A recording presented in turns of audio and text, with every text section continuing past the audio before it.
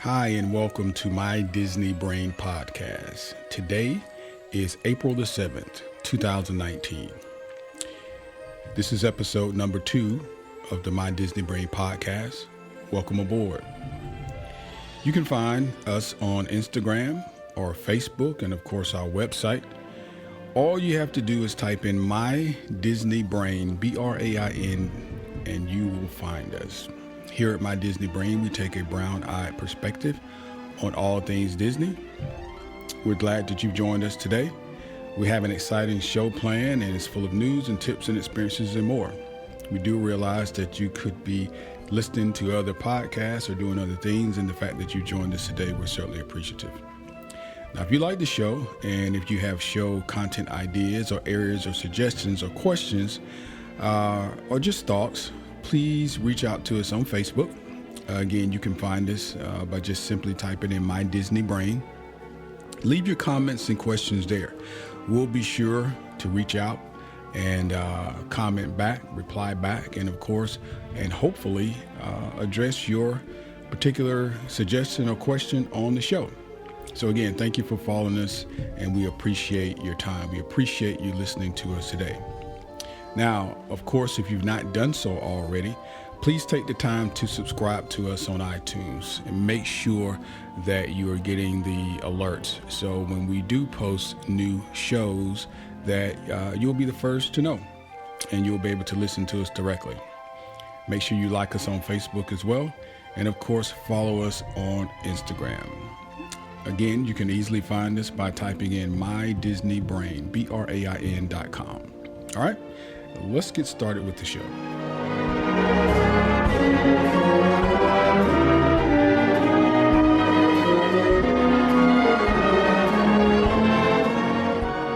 All right, guys. So if you're planning on being in the Magic Kingdom at Walt Disney World anytime soon, then today's show is going to be particularly interesting and hopefully valuable for you.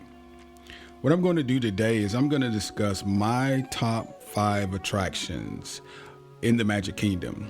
Not only what they are, but my strategy in ensuring that I get on them. And of course, with minimal wait time. Well, with 5 attractions, of course, and only 3 fast passes, you've got to strategize. So we're going to talk about that today. And of course, as you know, each week we like to get started with Sounds of the Park. Last week, we were riding on Pirates of the Caribbean. This week, we're going to listen to a rope drop ceremony.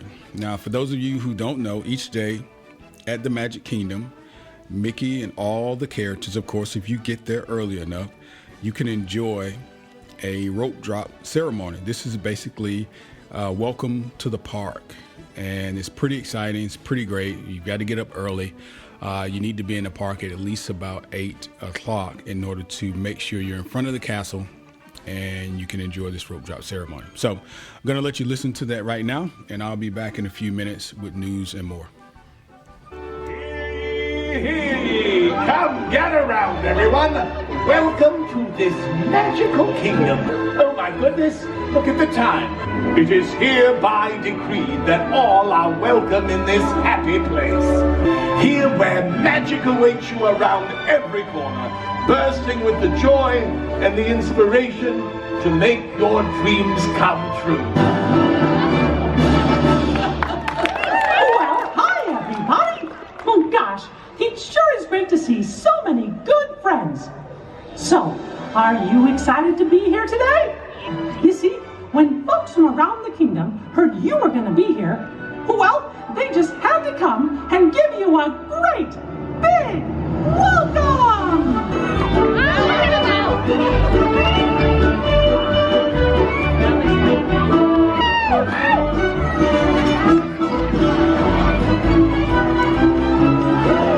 Wonderful! Well, now that everybody's here, I think it's time to start the day. And that means it's time for just a little bit of magic. On the count of 3, we're all going to say, bibbidi, bobbidi, boo. Bibbidi, bobbidi, boo.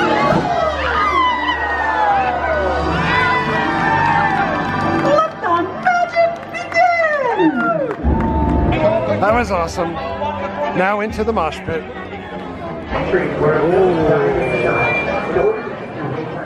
rope drop ceremony, Sounds of the Park. As I stated in episode number 1, one of the things that I love as a Disney fanatic or fan, and of course I listen to several different podcasts myself, I really enjoy when people are vlogging or podcasting directly from the parks where you can actually hear sounds of the park. It's pretty exciting, especially if you're not able, to get to the parks on a regular basis. So hopefully you enjoyed that. We're going to jump straight into the news. There are a couple stories that I think from a planning perspective that you'd be very interested in. The first story, Disney for 2019 has finally established and published the dates for 2 of the more popular festivals that take place in Epcot. So the 2019 Epcot International Food and Wine Festival will run from August the 29th through November the 23rd.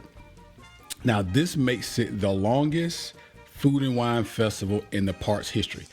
From August 29th to November the 23rd is 87 days. 87 days. That is 3 days short of 3 months. And if you hadn't been to Food and Wine, you just have to experience this. It's great. It's exactly what it sounds like. Of course, if you know anything about Epcot has 12, 11 or 12, I think it's 12 countries. And most of the countries, even some of the kiosks, have different food offerings. So you're able to go around to the different countries and experience the different cuisines that those countries offer. And this year, of course, you're going to have quite a bit of time to do it. November 23rd actually runs into some of the Christmas stuff because Disney puts up their Christmas decor the second week around November the 11th. And the reason I know this, and of course you will know if you listen to episode 1, is I go every year during my birthday. And my birthday is the week before Thanksgiving. And Christmas trees are up, and it's a really good experience. So, Food and Wine is evidently going to be going on simultaneously, and it's going to cross over a little bit into some of the Christmas stuff. So this particular festival is very, very popular, as you can see. I hear people talk about it all the time. People vlog about it all the time. People love it. It's really an adult. Well, I shouldn't say it's only an adult, but adults really love this too. There's a lot of different drinks and, along with the food as well. So you can have a really good experience at Epcot. Now, the other thing that happens is they have what's called a Eat to the Beat concert series. During the festival, there are different live lineups that come. It's pop, rock, R&B, country, Christian, swing, Latin, you name it, they're there. And they're probably going to have a lot more bands there this year because it's running so long. The Eat to the Beat concert series will run from August the 29th, which is the start of the festival as well, but it's only going to go up until November 19th. So it's going to cut off about 4 days before the actual festival cuts off. So if you're planning to go, or if you've never been, these are your dates. The Epcot International Food and Wine Festival is going to start this year, 2019, in August 29, and it's going to run right up to the week of Thanksgiving, which is November the 23rd. Okay, our second news story is the Festival of Holidays at Epcot. Again, this is probably the second most popular festival.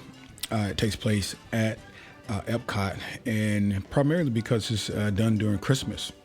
And I've actually gone to this, particularly the candlelight processional, which I found to be excellent showcase of talent there in Epcot. But the World Showcase will host the International Festival Holidays. Your dates are November the 29th through December the 30th. So it's, about 30 days of entertainment there. Again, the Festival of Holidays. So what can you expect? You can go around the 11 World Showcase nations and experience what Christmas is in each different nation. You get the opportunity to learn about different customs in different areas of the world as it relates to the Christmas holiday. Now, of course, there's no festival that is going to take place in Epcot without food. So there will be plenty of savory treats, a lot of holiday repertoire as it relates to holiday kitchen favorites in Epcot as well. I did mention the candlelight processional. The candlelight processional, you just have to experience it. It's the Christmas story. There's usually a celebrity narrator, and there's a large chorus or orchestra that performs and sings as well. So you don't want to miss that. There will be plenty of celebration, throughout the day as well. We talked a little bit about the the music that would take place in the prior festival. This festival as well, you can enjoy Christmas and Kwanzaa, uplifting gospel, R&B, holiday songs, etc. in the park from November 29th to December the 30th. Okay?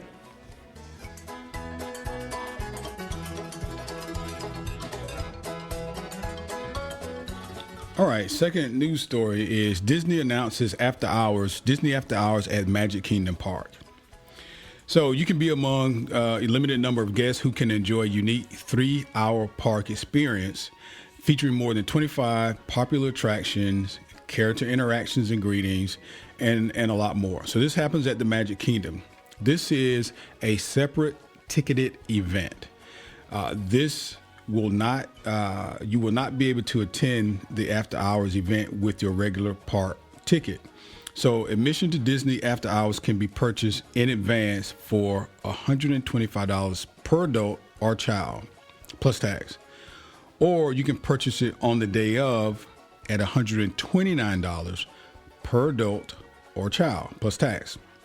Now, annual pass holders and Disney Vacation Club members can take advantage of specially priced tickets for only $95, again, per adult and child, plus tax.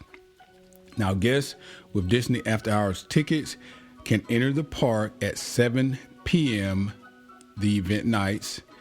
Event times vary, depending on the date, and I'm going to tell you what the dates are in just a second. Now, the event takes place from 10 p.m. to 1 a.m.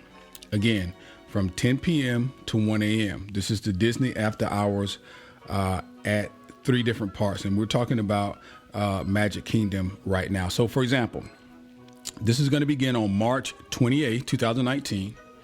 That's a Thursday. And it's going to run until May the 30th, 2019. Also on a Thursday. If you want to see the calendar, for example, we're going to post it on our website. There's a news article. We'll put up a news article about this. But there are 8. There are 9 different nights where this is going to be offered. Now, listen, I've not been to a after hours event, but I've heard enough, read enough, seen enough as it relates to these after hours to know that it's worth going. Here's some of the value. Number one, if you have been to the parks from March until May, you know that they're relatively crowded. And one of the ideas behind the after hours events is less crowds. Now, you more availability to attractions, and you'll really be able to kind of maximize your time. So if you come into the parks, for example, you can come in as early as, I think it said 7 o'clock. So if you can get into the park at 7 o'clock and it's going to run until 1, you've got a reasonable amount of time, because other park guests who don't have the extended hours wristband will be leaving. So basically for them, the park closes early that day.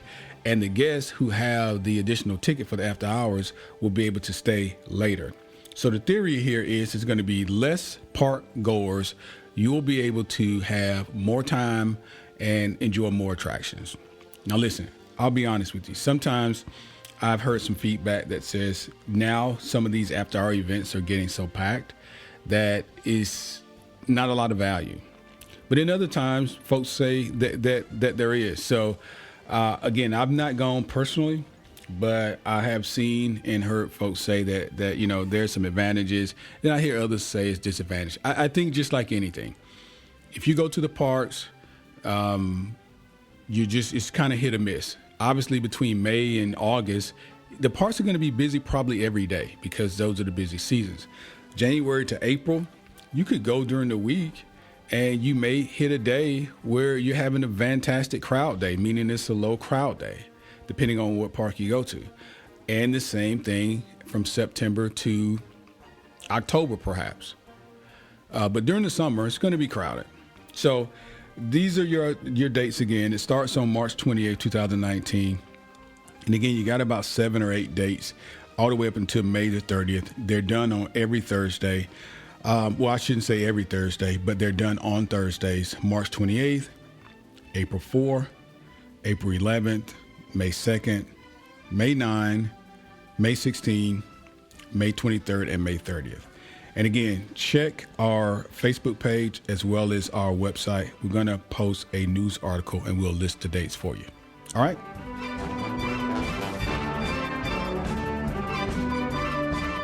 All right, guys. So we're going to jump into the content for today's show.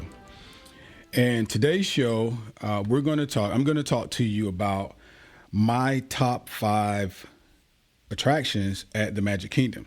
So again, if you are headed to the Magic Kingdom anytime soon, this is going to be of value to you.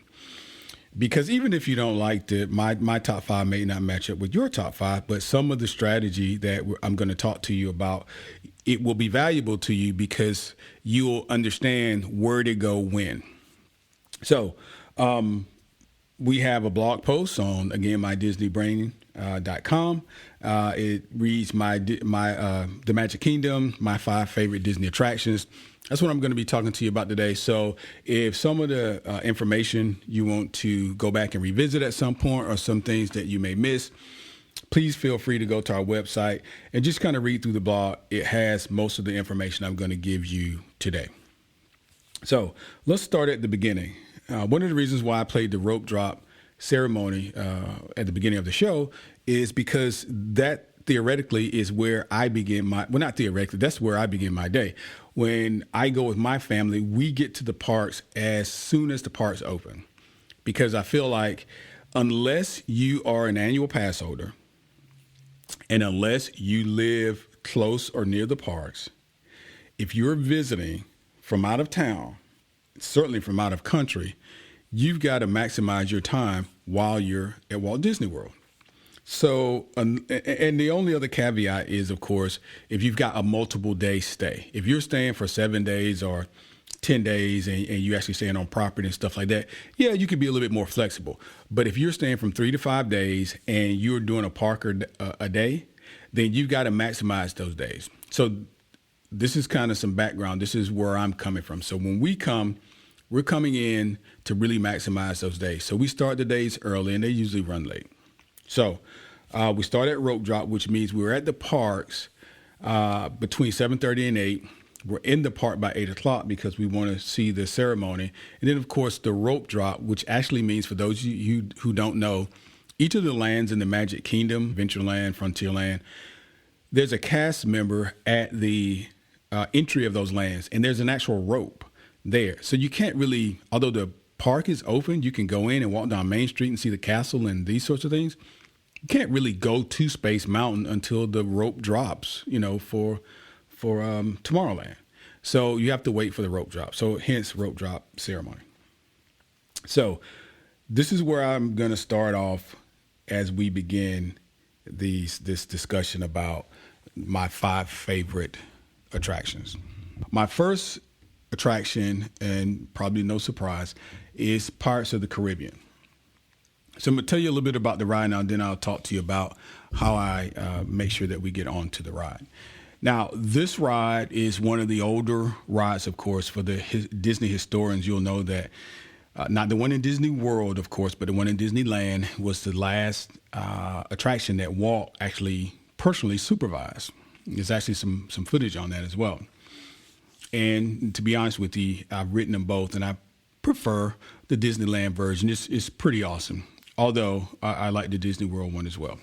So anyway, Pirates of the Caribbean is located in Frontierland.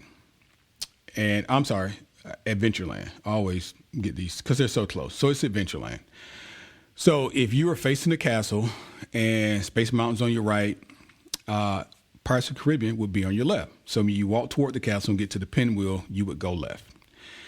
This ride is for all ages. There are no height requirements. This is a dark ride.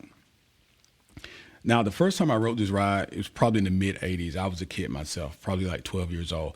And it's just been my favorite ride ever since. Some of the reasons why is my favorite ride. Number one is because I love, Pirates of the Caribbean movies. I have all 5 of them on DVD. Also, because I went when I was young and it resonated with me, it brings back some memories. I actually went to the park the first time with my grandmother, who's no longer with us. And I remember us going to Pirates of the Caribbean. Again, I stated earlier that this was one of the last rides or attractions, rather, that Walt personally worked on and helped design. And I'm just a sucker for dark rides. I like dark rides. I actually still like Peter Pan and Winnie the Pooh and these sorts of rides. I think that's awesome. So those are some reasons why Pirates is my favorite ride and makes this, top 5 list. But let's talk about strategy. So when I come to the park, for example, I strategize and I secure my fast passes for myself and my family. Now, this is important because we're talking about a family of 5. So if you were doing fast passes for one person, you would have a different experience. You're doing for 5 people. Sometimes there may be openings, for example, on Frozen or Seven Dwarf Mine Train, some of the Pandora rides, things that are more popular. It's probably easier for 1 or 2 people to secure fast passes, with a smaller time frame. But for 5 people, you really need to plan ahead. So if you're going to Disney, for example, this year, Disney World this year in the summer, and we've got 3 months to go, you really should be looking for your fast passes now. You should really be looking for your fast passes now. You're going in the 4th quarter of this year, same thing. Because the people who are going to get on Seven Dwarfs Mine Train and get on Frozen and not stand in line for 2, 3, and 4 hours, those people are looking for their fast passes now. So that's my best piece of advice. So Pirates is not to the level of a Frozen or Pandora ride or Flights of Passage. It's not that popular. So you could likely get this fast pass easily, or you could get a fast pass for a more popular ride and take your chances after you use that fast pass to resecure for Pirates. And I'll explain what I mean. Everyone gets 3 fast passes. Once those fast passes are done, once you've written the last ride that you secure fast passes for, you can then book an additional fast pass if it's available. Pirates is one of those rides that it very well may be available. In the morning, if you go directly to Pirates, it's going to be a very low wait time because everybody's rushing to Space Mountain. Actually, everybody's rushing to Seven Dwarf Mine Train, but the folks that don't make Seven Dwarfs are going to Space Mountain. So on the right side of the park, right side of Pinwheel, that's where most people are going. So Pirates, again, is on the left. You're going to have longer wait times in the morning for Space Mountain and for Seven Dwarfs Mine Train, Buzz Lightyear, some of these things that are in Tomorrowland, because everybody tends to go right. I don't think Buzz Lightyear is some super popular ride, but everybody just goes right. And so if you go right, you're probably going with the crowd, through the pinwheel, and you're going to end up waiting in long lines. So here's my strategy. I digress. Here's my strategy. I would not use a fast pass on Pirates of the Caribbean. I would not. I've ridden it a number of times before without fast passes with my family of 5 in the afternoon, after lunch, with an average wait time of about 20 to 25 minutes, sometimes faster. So again, the Pirates of the Caribbean is my number one here. I've listed because it's just my favorite ride. Average wait time, this is from Disney's numbers, is about 30 minutes. So even if you don't have a fast pass, I think you could do a 30-minute wait time. It's not that big a deal. So let's go to ride number 2. Number 2 I have listed as Space Mountain. I talked a little bit about that before, but here's some of the information on Space Mountain. Space Mountain, the age interest, if you go to the Disney website, it kind of gives you some schematics on each ride, height requirements and things like that. And that's very important because there's nothing worse than a kid getting excited about going to the parks, getting on rides, and they get there and they're too short. So make sure you check before you go. If you have small kids, if you're going to Magic Kingdom, double check to make sure that they meet the height requirements because you don't want to be disappointed. You don't want them to be disappointed. You want to make sure you plan accordingly. So Space Mountain, the age interests include kids, tweens, teens, and adults. The height requirement is 44 inches or taller. 44 inches or taller. Now, Space Mountain is in Tomorrowland. So again, if you are walking down Main Street facing the castle, you're going to go right at the first bridge. You'll go right, and it'll take you directly to Space Mountain. The thing about going right, just remember this, the thing about going right in the morning is you're going to be going with most of the crowd. And I'll talk a little bit about why that is in a few minutes. Now, why is Space Mountain one of my favorite attractions? Again, it's a dark ride, and I told you I'm a sucker for dark attraction. And who else has a roller coaster in the dark? The first time I rode Space Mountain, it was like nothing I've ever seen before. The queue was fantastic. I grew up as a Star Wars space kind of fanatic. I didn't so much like Star Trek, but Star Wars, and I got that feel as I rode through or walked through Space Mountain waiting to get on the ride. And if you remember, the old queue exiting Space Mountain was so futuristic for a kid growing up in the late 70s, early 80s. The moving sidewalks and to see all the different robotics and the schematics of the space attire, everything was just very futuristic, and it made you feel like you were in a space capsule somewhere on a different planet. The other reason that I like Space Mountain is because it's fast and exhilarating. I do like roller coasters, but I'm at the age now where I don't like to be jerked or pulled and these sorts of things.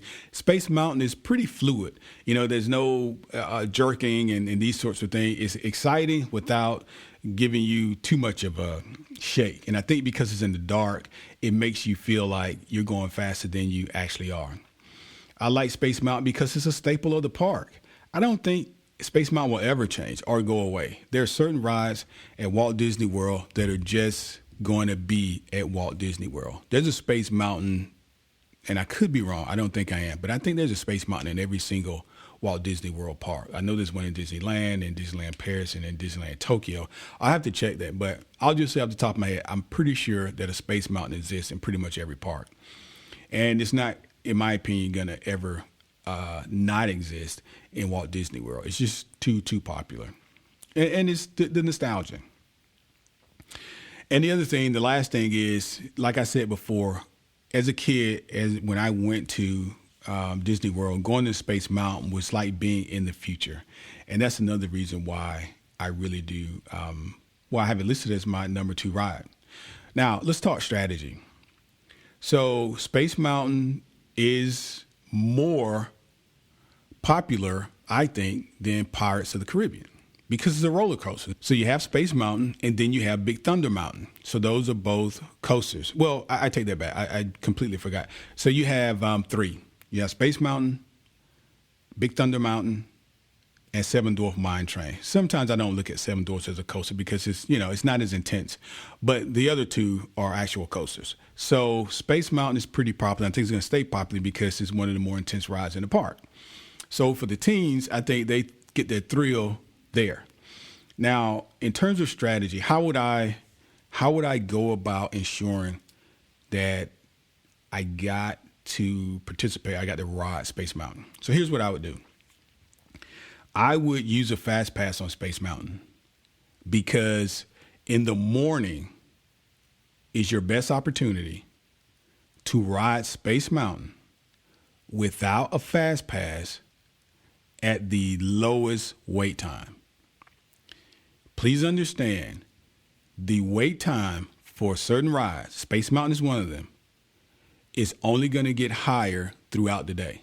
You're not going to circle back at 10 o'clock or something and all of a sudden, 10 p.m. and it's down to 30 minutes. It's not going to happen. In order to validate this, just take a look at the My Disney Magic app. And you can see the wait times. You don't have to be at the park. Just pull it up on a random day in the evening. You're sitting at home, just pull it up. Look throughout the parks on the Tuesday, Wednesday, Thursday. See what the wait time is for Space Mountain, 9 p.m. I guarantee you it's 90 to 100 minutes. I've done it.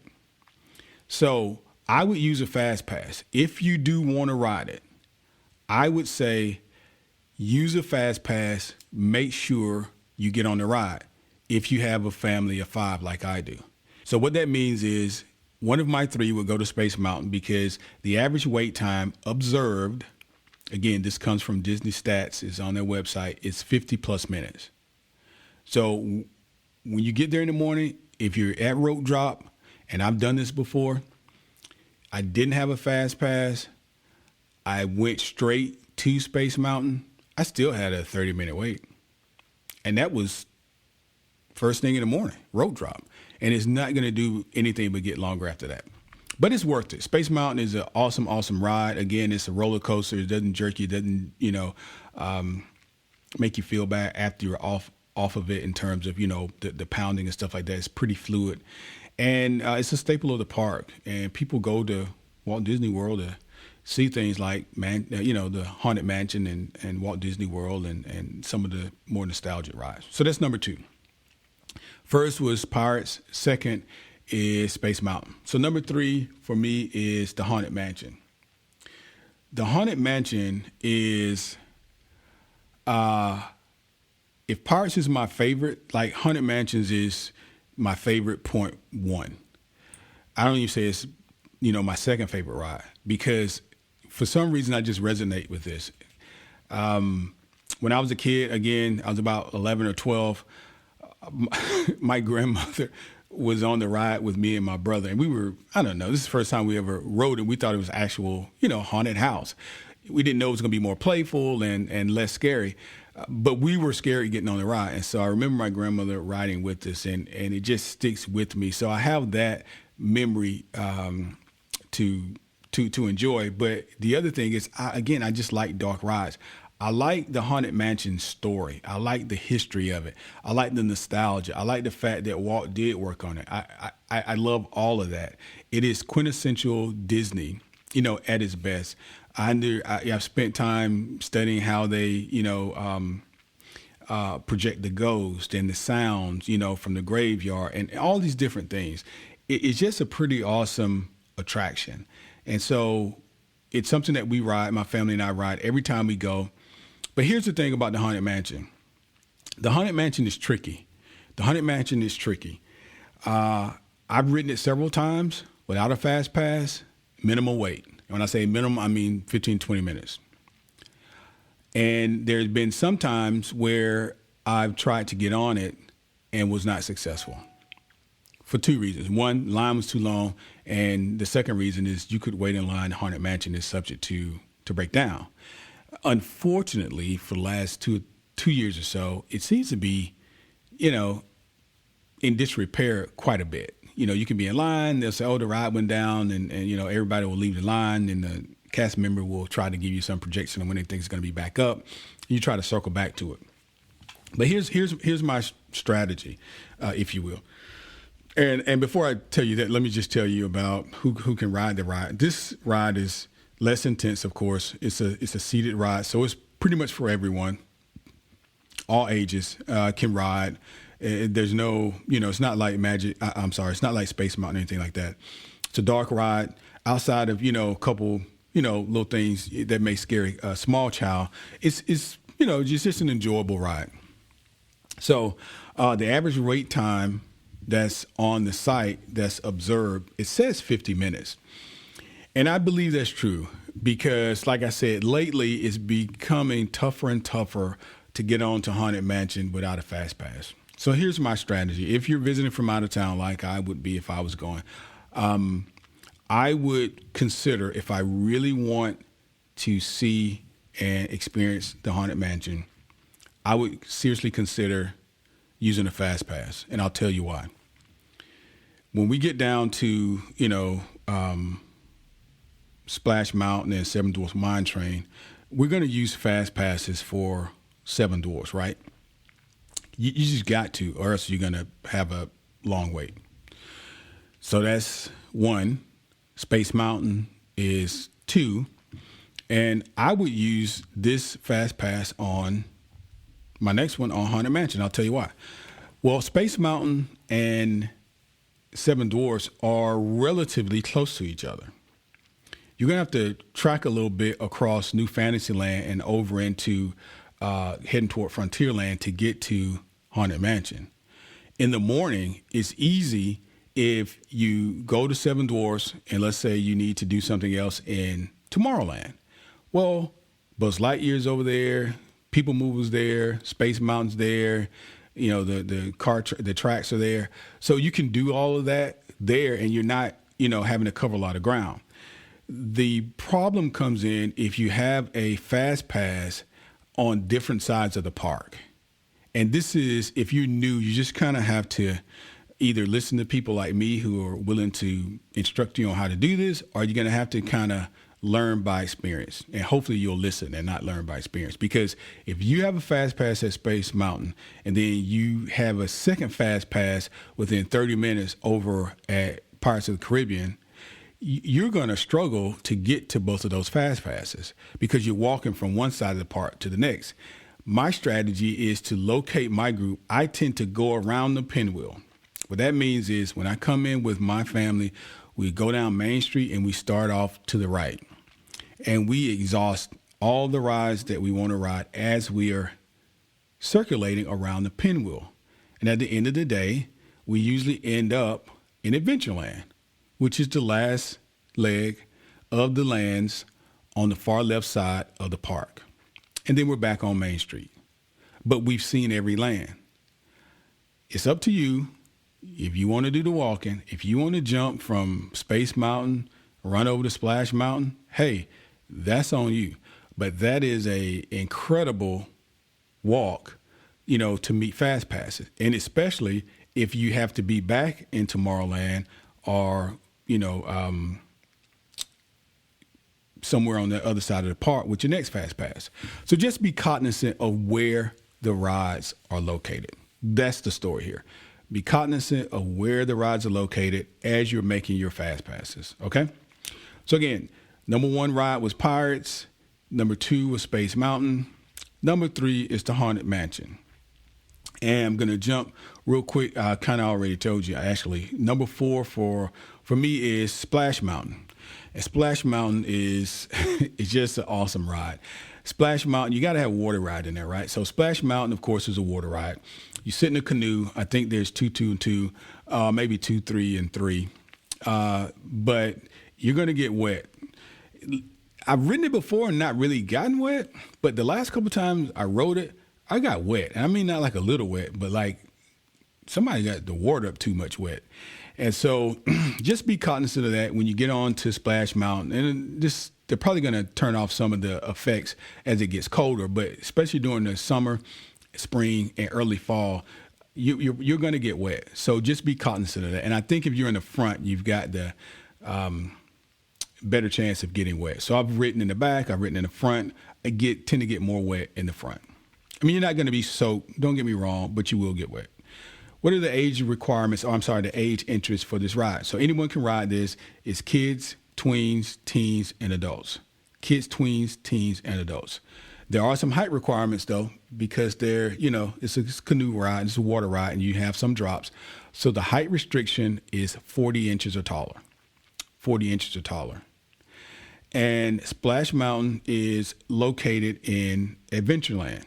I just did it again. It's in Frontierland. Adventureland, from the left, you go through Adventureland to get to Frontierland. Right beside each other is Splash Mountain and Big Thunder Mountain. And those are in Frontierland. So why do I love Splash Mountain? I really like the backstory of Splash Mountain. You can do a little research, but Splash Mountain is one of those attractions, the attraction that has the most animatronics of any Disney attraction. I do like water rides. This is a little similar to Pirates without the big drop. So there's that. And it makes it exhilarating. And again, like I told you, you're probably going to get a little wet, which you won't mind in the summer. But in the fall, some nights it gets a little cool in Orlando. I mean, it's not going to be cold, but, just be cognizant as you ride the ride. And then one of the cool aspects of Splash Mountain is on the big drop. As you come down, if you're riding it at night, you get an awesome view of Cinderella Castle. And if you're, pretty clever, you'll figure out a way to take a nice snapshot and hide your camera before you take that big dip. So yeah, check out our website and take a look at some of the pictures that we posted of some of the rides that we've taken on the rides that I've described, and in particularly Splash Mountain. So here's my strategy for Splash Mountain. Again, I told you it's located in Frontierland. Frontierland, if I had to guess, is probably the furthest from Main Street, the entrance. So I would suggest a fast pass for either Splash Mountain or Big Thunder Mountain. They're kind of like side by side if you decide to ride either one. And the reason is it's just far away. You could go early after rope drop and go directly to these rides, but I don't think you want to ride Splash Mountain and get wet the first thing in the morning. You could go to Big Thunder Mountain, no problem. But both of these rides, just like Space Mountain, their wait times are going to get longer as the day goes. They're going to get longer as the day goes. Usually, me and my family are on that side of the park in the evening after we've eaten lunch, after we've ridden Haunted Mansion, after we've kind of, jostled about and had a turkey leg or whatever.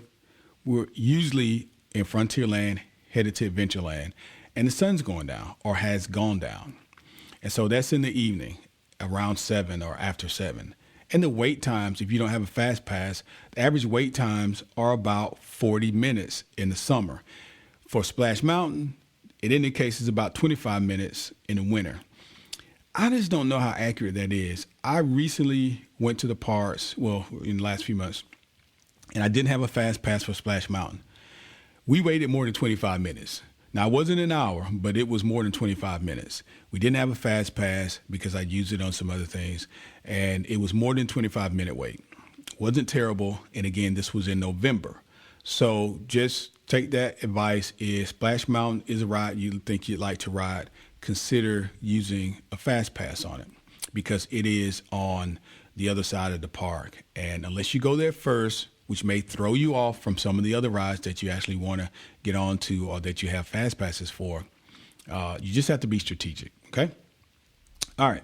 So, again, from the top, number 1 was Pirates of the Caribbean. Number 2 was Space Mountain. Number 3, the Haunted Mansion.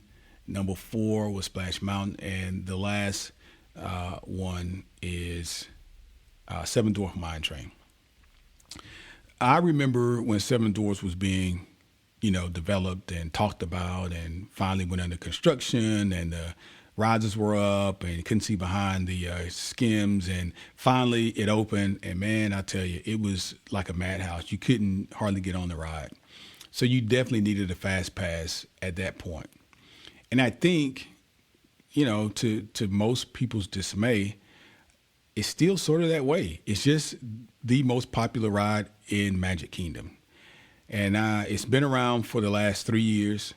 And the wait times average, let me see what this part actually says. The wait times on this ride average about 90 minutes or more. So this is what I'll tell you. Number one, who's the ride for? Age interests are for kids, tweens, teens, and adults. So pretty much anyone can ride this ride.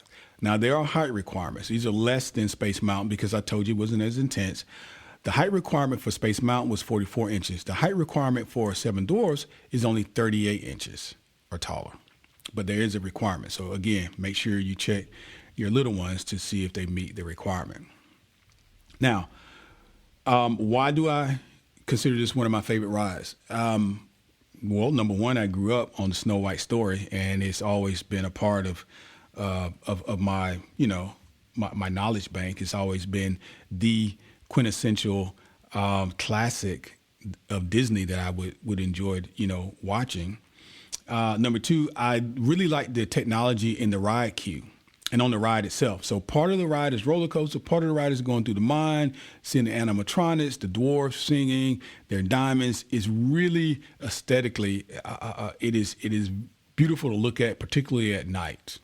And you're going to really like it. It is considered a roller coaster.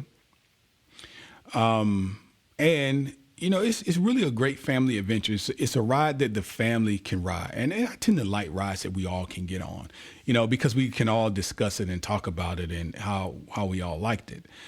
So you'll notice that most of the rides, if you may not include Space Mountain in that, but most of the rides, if not all of them that I've listed here for you today, are family rides. And so everyone, even some smaller folks, can get on it. And so afterwards, we can have that discussion about how cool it was. And everybody's in the conversation as opposed to, 2 or 3 of us wrote it and the others didn't want to do it. Now, the ride queue at Seven Dwarfs is very interactive, and it needs to be, because if you don't have a Fast Pass, you're going to be looking to do some stuff because you're going to have plenty of time. The last time I went to Magic Kingdom last year, I did not have a Fast Pass. My goal was to get to Seven Dwarfs right after rope drop. There was a monsoon of people headed in one direction, and that was for Seven Dwarfs. And this is immediately after rope drop. And the line wrapped so far outside of Seven Dwarfs that I decided it's not worth it. Even that early in the morning, I felt like we were going to have at least a 60 to 90 minute wait. First thing. So I made an executive decision. I left immediately and went to Space Mountain, which I didn't have Fast Pass either, but we waited maybe 20 minutes. You just have to be careful. I don't know how long I would have waited for Seven Dwarfs, but I do know it was the longest line I've ever seen in front of Seven Dwarfs. Now, I came back later on in the day with my family, and we ended up waiting, and I kid you not, we ended up waiting more than 3 hours. So we rode everything we wanted to ride with pretty, decent ease. And this was the one ride that I knew may be painful. It went down a little early in the day, and we caught it at a time when it came up. And I thought, okay, well, this is a good time to jump on it. The line's down, we'll jump on it, and we'll see how fast we can get on. Well, you've got to understand what Disney's doing with these Fast Passes. They're prioritizing folks that have Fast Pass. So there's a Fast Pass line, there's a regular standby line.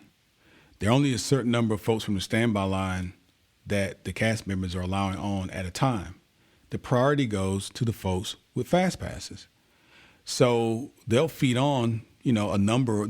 Just put it like this. The majority of people that are on the coaster at any given time are Fast Pass folks. You're probably only seeing about 4 or 5, maybe 6 or 7 people at a time from the regular standby line taken. So the cast member come by, he'll con off a certain number of people. They'll walk over, meet the other Fast Pass folks, and they'll get on. So the bottom line is this. Make sure if you want to ride Seven Dwarfs Mine Train that you have a Fast Pass. That's the best strategy. Otherwise, have on some comfortable shoes, have you some snacks in your bag, because you're going to wait. There's no two ways about it. You're going to wait. So if I'm traveling this summer, I've already secured my fast pass for Seven Dwarfs, especially if I have a large group. I think you still have time if you have a small group. If I'm traveling in the fourth quarter of this year, October, November, December, then I'm securing my fast passes for Seven Dwarfs right now, because those are going to be heavily populated times in the park, and most people are going to want to get on Seven Dwarfs, and most people are getting their fast passes now. So you need to get your fast passes now. All right, guys, so that kind of completes the list. Go to Facebook, to My Disney Brain, and give me some thoughts about what you think about this top 5. Do they match up with yours? Would you use the same strategy? Are there other rides and other questions that you may have that we can answer in terms of strategy and how you would get on to the rides? Okay. Again, it's been my pleasure to bring to you episode number 2 of My Disney Brain podcast. Again, you can find us on Instagram, Facebook, and of course, our website. All you have to do is type in mydisneybrain.com. It'll take you directly to our website. And if you search My Disney Brain, BRAIN, on Instagram or on Facebook, it'll take you exactly to our pages. Now, again, I'd like to thank you guys for joining us. Subscribe to us on iTunes so that you will get the alerts, get the updates that a new show has been posted. Our goal is to post one each week. And like I said in show 1, we're going to get our rhythm probably around show 3 or 7, somewhere in there where the format will be really consistent and the posting will be really consistent. You're going to start to hear feedback from other panel members as well. I've been kind of running solo these first 2 shows, but I'm just trying to get some content out there. I didn't want to wait any longer. And hopefully this has been valuable for you. I'm getting excited each week to bring, more and different content to you. We're just going to spruce it up as we go. I'm excited about it because I know what we have in store for you. So I'm going to ask that you come back next week. Check us out. Again, subscribe, go and follow us on Instagram and like us on Facebook. And if you have any questions or suggestions, please leave it on either, preferably Facebook, but we'll respond to you on Instagram as well. And again, my name is Kelly, and this is My Disney Brain podcast. It's been my pleasure to bring to you this content this week. And we're going to send you out with a few more sounds of the park. If you like Disney content, you found your podcast. We'll see you next week. Thanks.